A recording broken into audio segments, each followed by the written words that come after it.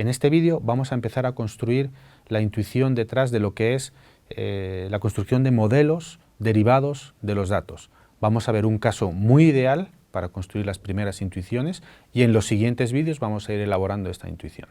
Estos siguientes dos vídeos van a estar basados, recordad nuestro repositorio, van a estar basados en este notebook, el 102, que lo tengo ya aquí abierto en el Google Colab, ¿no? Recordar que lo primero que hay que hacer antes de ejecutar de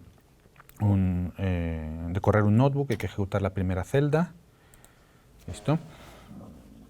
Y igualmente os recomiendo que durante el vídeo, como vamos a interaccionar con el notebook, si en un momento dado hay algo que no entendéis del todo bien, pues echáis para atrás en el vídeo, e incluso paráis el vídeo y tratáis de hacer vosotros mismos la experimentación o las pruebas que estamos haciendo sobre el notebook, sobre vuestra copia del notebook que tengáis en vuestro Drive, en vuestro Google Colab, ¿no?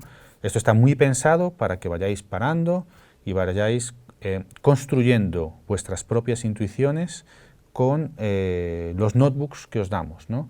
El proceso de construirse las intuiciones es un proceso puramente personal, es un viaje de cada uno y cada uno pues tiene su manera de hacerlo, ¿no? Hay gente que necesita pararse más y repetir experimentos o cosas que pongamos por acá más veces con más valores, hay veces que más, o sea, con más variabilidad de tocando las cositas por dentro para ver cómo cambian los resultados, y hay gente que lo necesita, que tiene otra forma de aproximarlo, ¿no? Entonces es importante que lo veáis como una herramienta para que cada uno de vosotros encontréis sobre esta herramienta la manera de construir las intuiciones, ¿no? Entonces, durante el curso es importante distinguir dos roles que vamos a ir adquiriendo durante el curso. Hay un rol que es el de diseñador de algoritmos de Machine Learning, que según vimos en el vídeo anterior es el que hace la plantilla del modelo, el que de alguna manera establece cómo se calibra, ¿sí? O sea, cuál es el algoritmo a través del cual se calibra. Y luego, por otra parte, está el que es el usuario de algoritmos de Machine Learning, es decir, esta persona se va a enfocar más seguramente en diseñar datasets y usar el proceso de calibración de plantillas de algoritmos. Una plantilla de algoritmo puede ser, por ejemplo, una red neuronal con tantas capas, un support vector machine con tales parámetros, ¿sí? Entonces va a usar la plantilla de algoritmos que el diseñador ha hecho con el proceso de calibración que el diseñador ha implementado para calibrar esa plantilla con los datos, los datasets que él genera, ¿no? Entonces vamos a tener esos dos roles. En lo que es, vamos a enfocarnos un poquito ahora en estos siguientes dos vídeos, vamos a enfocarnos en el rol de usuario. Es decir, vamos a ver qué sucede cuando uno está haciendo un modelo de Machine Learning, ¿no? Y esto es importante también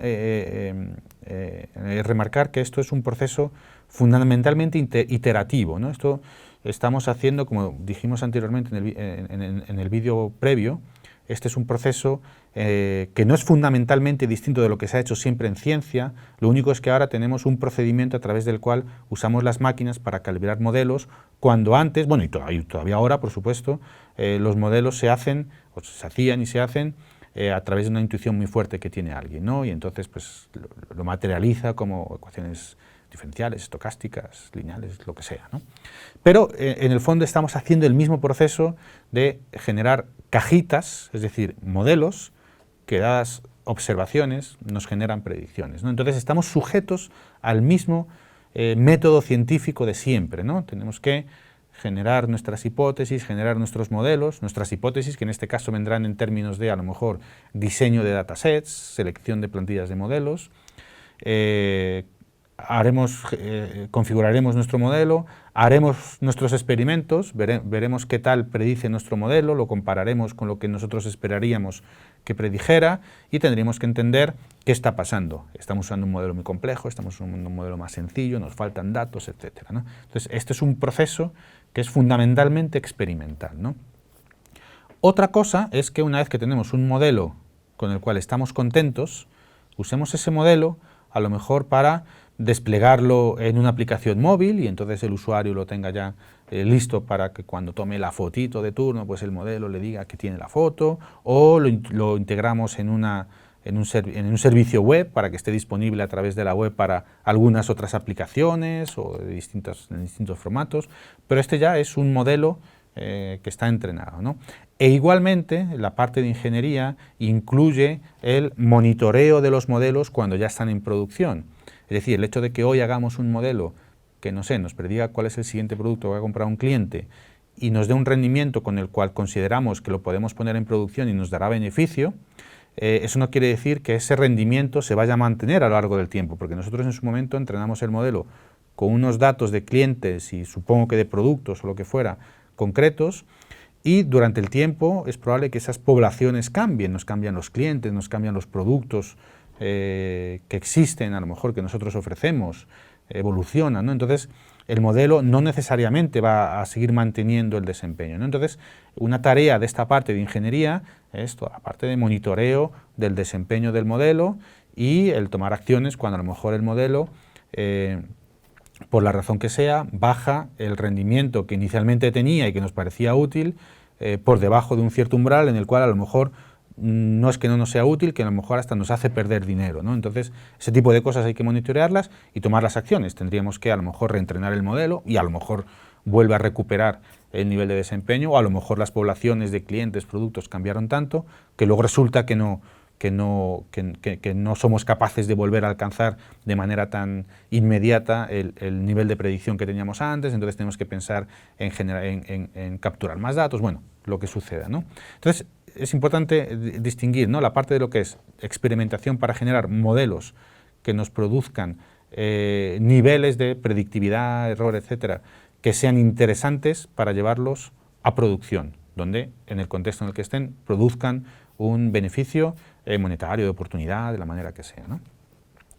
Tanto para el que diseña los algoritmos, para el que los usa, pues hay un montón de herramientas, aquí pongo algunas, este curso va a estar sobre todo muy basado en TensorFlow y en Python, que son las que pongo aquí, pero bueno, hay otro tipo de herramientas, está PyTorch, IR, etcétera, que también sirven para todo este tipo de cosas, ¿no? Listo, vamos a poner un caso ideal. Caso ideal en el sentido en el cual supongamos que tenemos, por ejemplo, dos poblaciones de bichitos y a los bichitos les medimos algo, les medimos, por ejemplo, la anchura de los bichitos, ¿no? Y resulta que esos bichitos nos vienen de dos poblaciones. Están los bichitos rojos y los bichitos azules. Entonces tenemos los bichitos rojos y los bichitos azules. Y es ideal en el sentido que tenemos las distribuciones de las cuales vienen los datos. O sea, no tenemos datos, no una muestra ni nada, sino tenemos las distribuciones. Es decir, sabemos que la probabilidad de que nos venga un bichito rojo de longitud 10 es de este estilo. En cambio, que nos venga un bichito azul de longitud 10 es mucho menor esa probabilidad. O sea, tenemos estas distribuciones. Y esto es ideal, es decir, esto nunca sucede en la vida real, nunca tenemos estas distribuciones. Esas distribuciones hay que estimarlas de los datos, ¿no? Este es un ejemplo sintético, simulado, un poco para ilustrar lo que queremos ilustrar en este par de vídeos, ¿no? Entonces, en este escenario ideal, si ahora me viene un bichito nuevo que tiene una longitud, digamos que de 15, pero yo no sé si es un bichito rojo o azul, a mí me gustaría usar esta información de las distribuciones de probabilidad para clasificarlo. Entonces, si me viene un bichito de longitud 15, ¿cómo lo clasificaría? ¿Lo clasificaría como rojo o como azul? Pues normalmente lo clasificaría como azul, justificado que es mucho más probable que sea un bicho azul que sea un bicho rojo, ¿no? Entonces este lo clasificaría como azul, ¿sí? Si me viene un bicho de longitud, yo qué sé, pongamos 11, pues si la longitud es 11, lo clasificaríamos como rojo, ¿no? Simplemente porque la probabilidad es mayor, ¿no? Si esto, que yo ahora lo estoy simplemente describiendo de palabra, y es una intuición relativamente sencilla, lo quiero expresar en un procedimiento, y ese procedimiento yo quiero poder enviárselo a un colega, ¿cómo lo expresaría? Es decir, ¿cuál sería la regla por la cual yo, dado un bicheto de una longitud cualquiera, yo digo, o yo establezco que ese bichito lo quiero clasificar como azul o como rojo? ¿sí? Entonces, ese procedimiento, por ejemplo, podría ser algo tan sencillo como decir, si la longitud es menor, supongamos que esto es un, ¿qué? Esto puede ser un 13. ¿Sí? Luego lo calculamos más abajo y creo que es un poquito más, pero bueno, supongamos que es un 13. Uy, ese 13 me ha quedado muy mal, espérate, vamos a ponerlo más bonito. Supongamos que es un 13. ¿Listo? Entonces, si la longitud es menor que 13, nosotros vamos a clasificar el bichito como rojo. Y si no, lo vamos a clasificar como azul. ¿Sí? Bien, pues este es nuestro procedimiento. Este es nuestro modelo, expresado con una expresión condicional. No pasa nada. Este es nuestro modelo. Si yo quiero mandarle este modelo a un colega, yo le puedo mandar este procedimiento así. A lo mejor se lo podía encapsular en una funcioncita de Python o de algún lenguaje de programación para que lo pueda llamar automáticamente, o simplemente a lo mejor se lo describo él para que él manualmente lo implemente como quiera, ¿no? Pero este es el procedimiento, esto es mi modelo. ¿Por qué? Porque yo le doy observaciones, que las observaciones son unidimensionales, porque solamente estoy midiendo la longitud de los bichitos, y me da predicciones. Y las predicciones es o es rojo o es azul. Bueno, como queramos codificar esto, ¿no? Y esto es nuestro modelo. Súper sencillo, etcétera, pero es igual que lo que estábamos viendo anteriormente en el caso de, a lo mejor, la mecánica clásica de Newton o una red neuronal súper complicada que tenemos que calibrar, ¿no? ¿Qué es, cuando nosotros calibramos este modelo, qué es la parte del modelo que estamos calibrando? Os hago la pregunta ahí, si queréis parar el vídeo y pensáis un poquito. Es decir, si yo en un momento dado, por ejemplo, mis distribuciones fueran un poco distintas, y esto a lo mejor estuviera en el 15, ¿sí? Mi modelo cambiaría esto de acá, ¿no? Entonces digamos que mi plantilla de modelo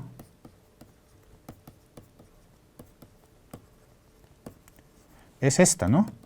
Si la longitud es menor que un cierto umbral, entonces lo voy a clasificar como rojo, y si no, lo voy a clasificar como azul, ¿no? Y esta es mi plantilla de modelo. Esto todavía yo no lo puedo usar de manera concreta porque no tengo un valor para esto. Este valor lo obtengo porque, dada una distribución de mi situación, de mi problema concreto, soy capaz de calcular esto, ¿no? Que por ahora lo estamos haciendo así a mano, a ojo. Podríamos tener un procedimiento analítico para encontrar esto, ¿no? Pero bien, esta es nuestra plantilla de modelo que cuando lo calibramos con unas distribuciones concretas, y cuando ya no estemos en el momento, en una situación ideal, en vez de tener las distribuciones, vamos a tener datos, ¿sí? Entonces lo calibraremos con los datos. Ahora lo estamos calibrando con las distribuciones. ¿Listo? Siguiente pregunta. Yo ya tengo mi plantilla de modelo que he calibrado con estas distribuciones y se me traduce en este modelo. Y este modelo ya es una cosa muy concreta que yo puedo usar operativamente, se lo puedo mandar a un colega que lo use, etc. Pregunta, ¿este modelo comete errores? Es decir, si alguien me viene, y fijaos que estamos en una situación ideal que tenemos las distribuciones, no podemos estar en una situación, digamos que de mayor información, conocemos todo lo que hay. Si alguien me viene y me dice, no, oye Raúl, yo tengo aquí un modelo que me da un 100% de acierto, en este caso, ¿qué debería de hacer yo con eso que él me dice? ¿Qué debe hacer o ella me dice? ¿Qué debería hacer yo con esta persona, ¿no?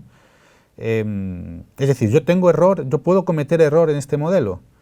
Bien, supongamos que me llega vamos a borrar un poquito por aquí para hacer sitio. Supongamos que me llega un bicho nuevo que tiene longitud, un bicho nuevo que resulta que es un bicho azul, ¿sí? Y resulta que tiene longitud 12. ¿Sí? Este bicho, según este procedimiento, nosotros lo vamos a clasificar como rojo, ¿no? ¿Puede haber bichos de longitud 12? Bueno, hay una probabilidad que no es 0, entonces puede haber bichos de longitud 12. Entonces, los bichos de longitud menor que 13 que sean azules, yo los voy a clasificar de manera incorrecta. Todos estos bichos yo los voy a clasificar de manera incorrecta. Y por supuesto, todos los bichos de longitud mayor que 13 y que sean rojos, los voy a clasificar de manera incorrecta, como azules, ¿sí? Entonces yo voy a estar cometiendo estos errores y fijaos que estos errores yo los estoy cometiendo aunque resulta que estoy en un caso de información completa, ¿no? Tengo las distribuciones de dónde vienen los errores, ¿no? De dónde vienen los datos, ¿no? Entonces, ¿por qué tengo este error? ¿De dónde surge este error? Este error que no puedo evitar. Si yo tengo estos datos, no tengo más. O sea, yo tengo estas distribuciones y esto es todo lo que tengo. ¿De dónde viene este error? Bueno, este error viene porque los datos están mezclados, estoy confundiendo con el español y el inglés, están mezclados de manera natural. Es decir, resulta que hay un intervalo de longitudes de bichos en los cuales hay una probabilidad no nula de que sean de uno o de otro. Entonces, hay una probabilidad significativa de bichos que son azules, pero que resulta que caen por su longitud en una región de probabilidad en la cual los bichos rojos son más probables, ¿no? Entonces, esta es la mezcla natural. Y como es una mezcla natural, hay un error, que este error se le llama el error bayesiano, Bayes error, ¿sí? Que es el que es natural por la mezcla que yo tengo de mis datos, ¿no? Que si yo tengo acceso a las distribuciones, pues lo puedo calcular analíticamente, porque, por ejemplo, esta parte de acá pues es la integral de entre menos infinito y este umbral de la distribución de probabilidad de los azules de x, ¿sí? Y este de acá pues es la integral entre 13 e infinito de la distribución de probabilidad de los rojos de x, ¿vale? Pero fijaos que esto lo podemos calcular analíticamente, en este caso, la mezcla natural, el error de Bayes, lo podemos calcular analíticamente porque tenemos acceso a estas distribuciones, es decir, estamos en un caso ideal. Este error normalmente no lo podemos calcular así, de manera tan bonita, digamos, ¿no? Listo, pues eso es la intuición. Es importante entender que puede haber un error natural, estamos calibrando una plantilla de modelo, ¿sí? Bien, supongamos que ahora resulta, fijaos que tenemos esta plantilla de modelo, que esta plantilla de modelo corresponde a un modelo. En el fondo lo que estamos diciendo es que nuestro modelo es un modelo de un umbral, ¿sí? Supongamos que tenemos distribuciones de ese estilo, tenemos, a ver si hacemos bonito con colores, tenemos los bichitos rojos, azules, perdón, y los bichitos rojos, ¿sí? Entonces, en este caso, un bichito, supongamos que esto es 10, esto es 0, bien, si me viene un bichito de longitud 5, este lo voy a clasificar como rojo. Si me viene un bichito de longitud 15, lo voy a clasificar como rojo. Si me viene un bichito de longitud 11, a lo mejor, lo voy a clasificar como azul. Puedo seguir teniendo los mismos problemas que anteriormente, en el sentido de, bueno, los problemas, es decir, hay una mezcla natural, los azules, estos los voy a fallar, estos azules los voy a fallar y estos rojos los voy a fallar, ¿vale? Pero claro, ¿cómo es mi procedimiento ahora? Supongamos que esto es 12 y esto es 8, ¿sí? Este punto es el 12 y este el 8 y este es el 12, ¿sí? Entonces mi procedimiento ahora es distinto. Si el threshold, si la longitud está entre 8 y 12, y este mayor igual, pues puedo tener una convención para decir cuál usar, si el mayor o el mayor igual. Si está entre estos dos es azul, y si no, es rojo, ¿vale? Pero fijaos que esto es una estructura de modelo distinta. Es decir, si nosotros escogemos la plantilla que teníamos antes y la tratamos de calibrar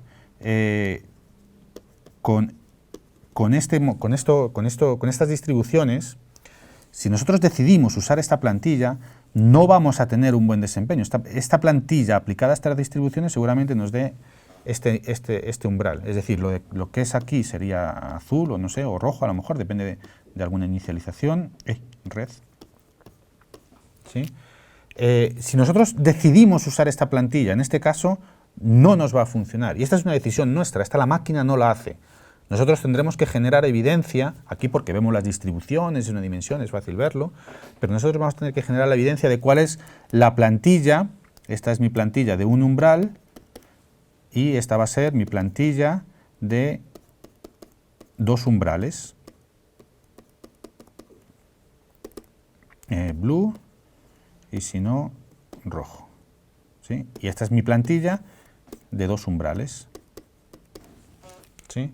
Entonces nosotros tenemos que decidir, anterior a calibrar, si vamos a usar esta plantilla o si vamos a usar esta plantilla. Y esta es una decisión nuestra, en la cual nos podemos equivocar. Si nos equivocamos, aquí que se ve súper fácil, pero normalmente no lo podemos ver tan fácil, si nos equivocamos tenemos que dotarnos de los instrumentos para detectar que nos equivocamos y un poquito de evidencia de qué tenemos que hacer para solucionarlo, ¿no? Entonces ese es uno de los retos, ¿no? Este modelo de dos umbrales es un modelo que es más complejo o más sencillo que el de un umbral. ¿Sí? Ahí os dejo la pregunta, luego si acaso la respondemos. ¿Listo? Bueno, pues entonces esto es lo que tenéis aquí en el notebook. Fijaos que aquí se generan las distribuciones, si lo ejecutáis, a ver si lo ejecuta todo, sí, bien. Se generan las distribuciones, aquí podéis jugar, aquí si queréis, pues bueno, vamos a hacer un experimento en el cual tenemos las distribuciones más separadas, o a lo mejor están más mezcladas. Están más mezcladas porque están más juntas y además esta está más dispersa, ¿no?